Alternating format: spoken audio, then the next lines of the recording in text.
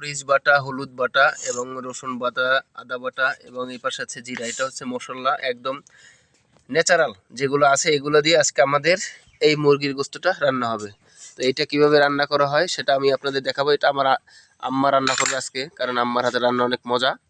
আমার আম্মাই রান্না করবে, কিভাবে রান্না করে সেটা দেখাবো। ঠিক আছে, দেখতে থাকুন।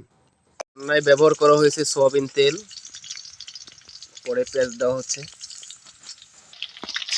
এটা দিয়েছে আদা রসুন বাটা, এটা দিয়েছে জিরা বাটা, ও আদা রসুন বাটাই দিয়েছে। এখন আমরা এই মশলাটাকে একটু কষিয়ে নেব।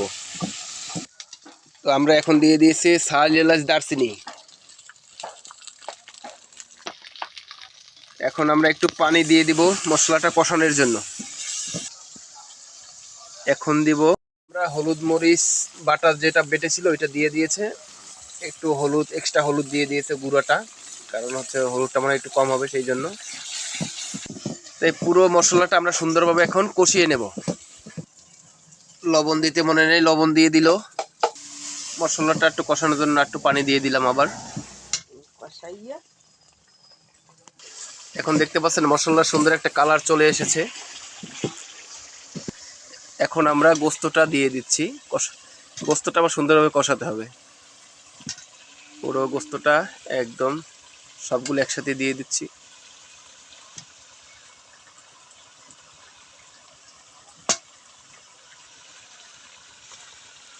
দেশি মোরগ, অরিজিনাল টাটকা দেশি মোরগ।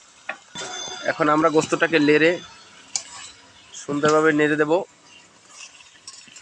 মশলার সাথে পুরো একদম মিশিয়ে নেব। এখন আমরা মাটির ঢাকনা দিয়ে ঢেকে দিলাম, সুন্দরভাবে কষিয়ে পরে পানি দিয়ে দেব।